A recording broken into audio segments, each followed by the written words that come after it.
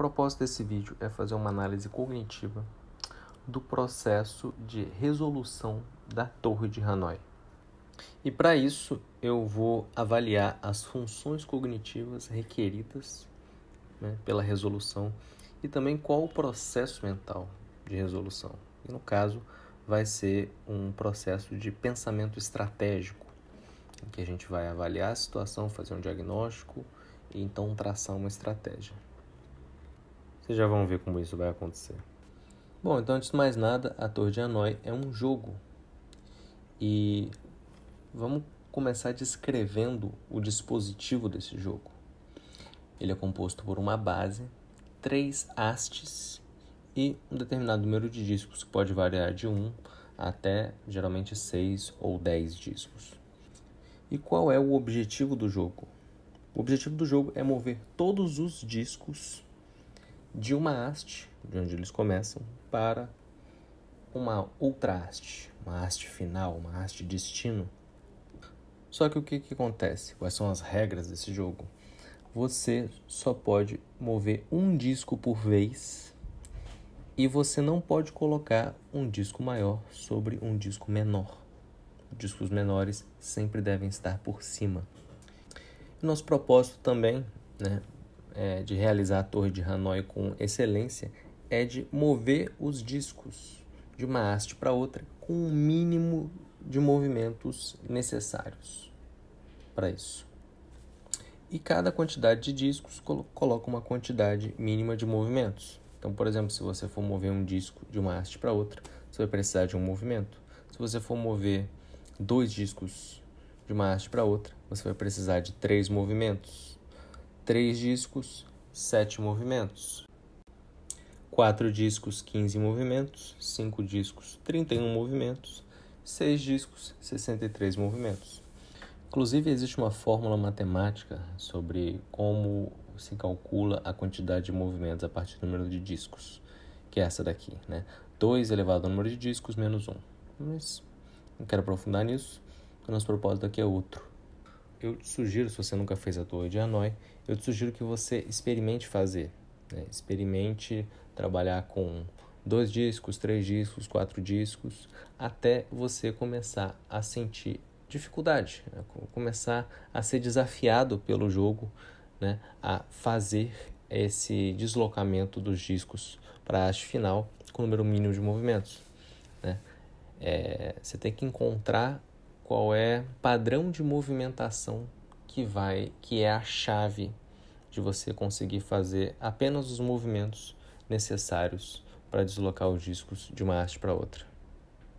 E eu digo isso porque isso torna o seu processo mais rico. Se você simplesmente assistir esse vídeo, você vai descobrir esse padrão de movimentos, você vai ter a solução da Torre de Hanoi, solução para qualquer número de discos, inclusive.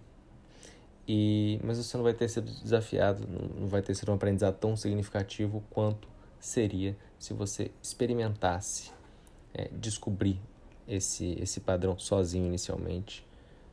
E, bom, quem sabe até você não precisa assistir meu vídeo, Você volte aqui para ver se o que você descobriu bate com o que eu vou demonstrar. Mas, sem mais delongas, vamos começar. Bom, então, se eu for mover um disco da haste inicial para a haste final, eu tenho que fazer simplesmente um movimento, Nada muito desafiador até aqui. Se eu for mover 2 discos, bom, aqui estão os meus 3 movimentos. Mas repare aqui no seguinte, o meu objetivo era colocar o disco verde nessa haste.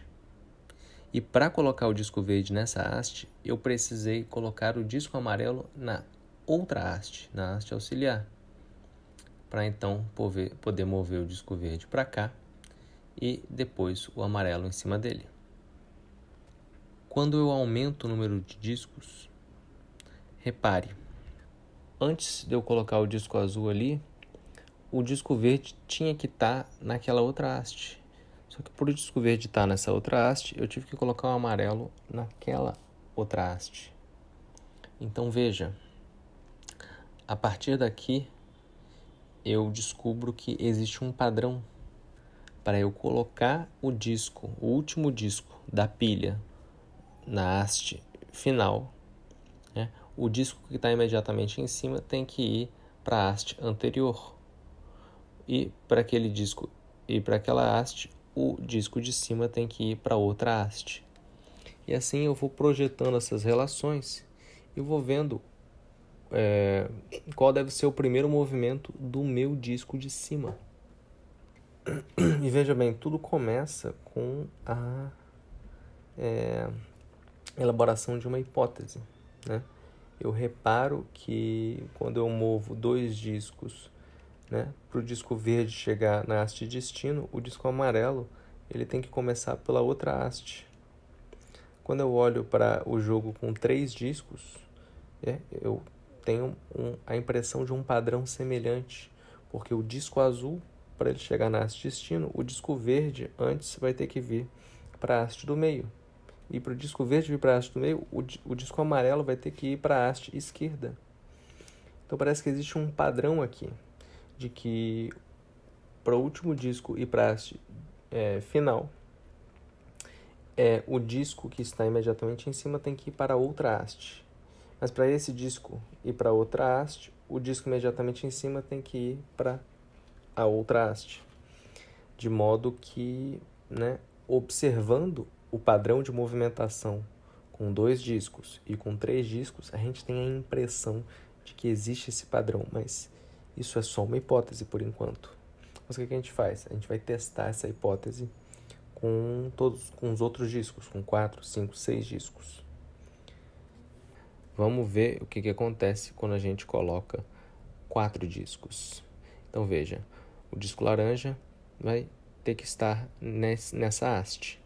Para isso, eu tenho que mover o disco azul para essa haste. Para isso, o verde vai ter que vir para essa outra haste. E o amarelo vai ter que começar por essa haste. Ok? Vamos ver como é que isso vai funcionar. Veja, o amarelo começou por aqui, depois o verde foi para lá, aí o amarelo foi para cima do verde para compensar. O azul, aí o amarelo se apoiou no laranja para poder vir por cima do verde ali. Agora o laranja está aqui. E repare que nesse ponto eu faço de novo a mesma projeção. Se eu quero o azul em cima do laranja, isso significa que o verde vai ter que vir para essa outra haste. Então o amarelo vai ter que começar por essa haste onde já está o disco laranja.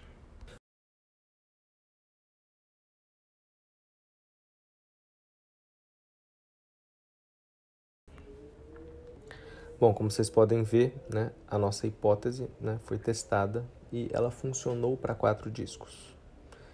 E aqui a gente pode continuar testando as hipóteses, né, mas vocês vão ver que necessariamente vai funcionar, né, para 5 discos, 6 discos.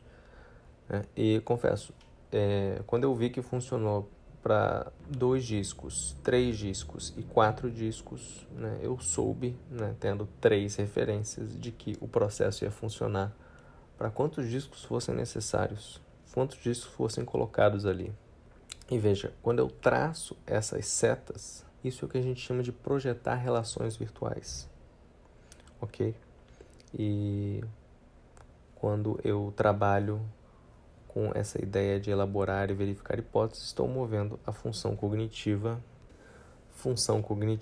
9 e 10, que dizem respeito à elaboração de hipóteses e verificação de hipóteses.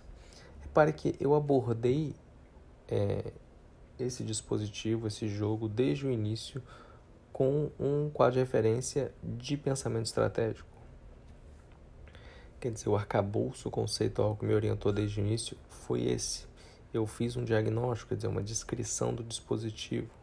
Né? Eu analisei todas as suas características e eu, né, fiz o exercício da torre de Hanói algumas vezes, sempre procurando qual era o padrão de movimentos, que seria a solução do enigma.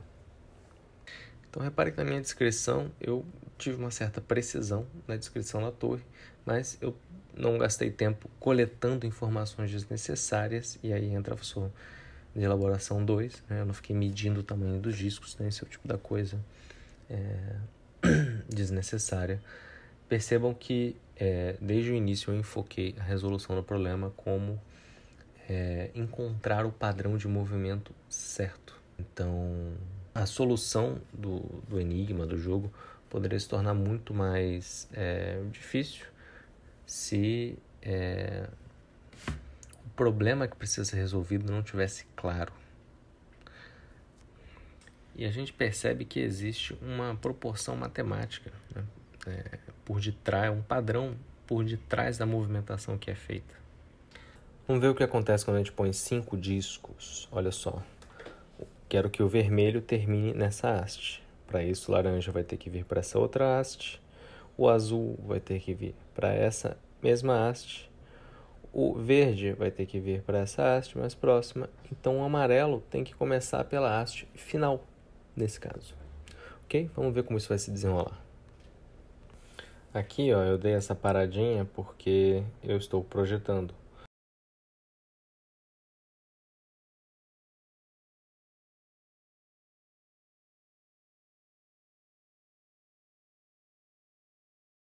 Aqui, ó, de novo eu parei para analisar. Então o azul vai ter que vir para a haste do lado, o verde vai ter que vir pela haste da direita. E então o amarelo tem que começar pela haste do meio.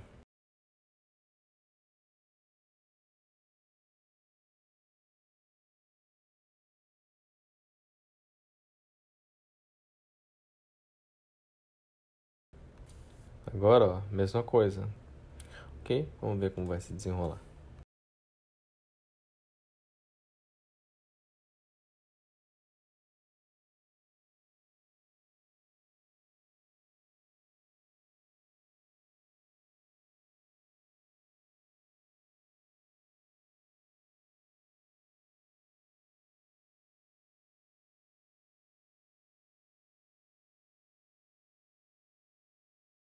Finalmente chegamos aos 6 discos, que requerem 63 movimentos, né?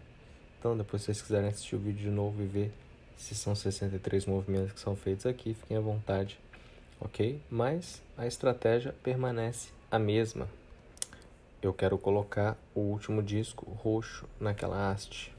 Para isso, eu vou precisar mover o disco vermelho para a haste do meio, o disco laranja para a haste da esquerda, o disco azul para a haste do meio, o disco verde para a haste esquerda.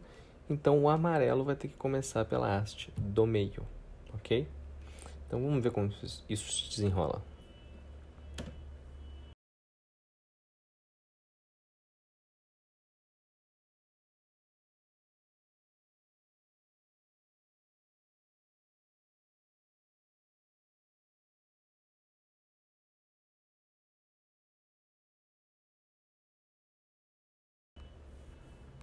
Bom, repare que aqui eu paro para analisar o jogo. Então veja, se eu quero que o laranja venha para a haste do meio, então o azul deve ir para a haste da direita, o verde para a haste do meio, então o amarelo vai ter que começar pela haste da direita.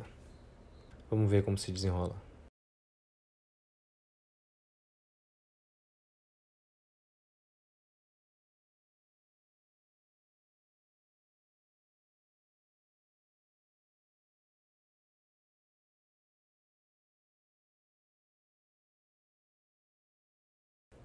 Então reparem que finalmente o disco roxo foi para a haste destino. Se o disco vermelho vai para a haste da esquerda, bom, então o laranja tem que ir para a da direita. Para isso o azul tem que ir para a esquerda, para isso o verde tem que ir para a direita, então o amarelo tem que começar pela haste esquerda, ok? Então, vamos ver como desenrola.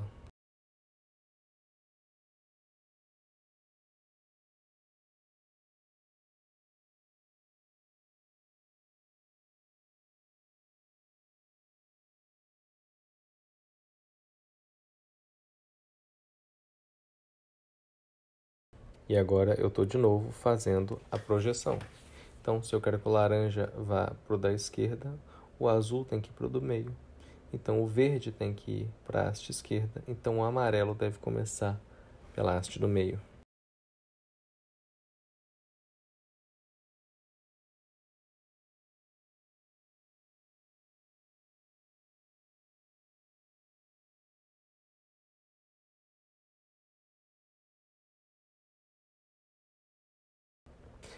Então, como vocês podem ver, né, uma solução muito simples. Realizamos o objetivo do jogo em 1 minuto e 13 segundos. Se você tem interesse em ampliar sua capacidade cognitiva e desenvolver sua capacidade de aprender e resolver problemas, como eu demonstrei nesse vídeo, o caminho mais rápido para isso é se inscrever na nossa escola online Ferramentas da Inteligência. Lá a gente tem um programa estruturado com uma sequência de módulos planejados para você dominar cada uma dessas funções cognitivas que são os pré-requisitos do funcionamento ótimo da inteligência. Nós somos a escola de desenvolvimento cognitivo com o valor mais acessível no mercado e com conteúdo mais bem estruturado, organizado, planejado para você se apropriar das ferramentas e das habilidades para você ter um desempenho de excelência no meio acadêmico e no meio profissional. Então não perca seu tempo. O link de acesso à nossa escola está na descrição do vídeo. Te encontro lá.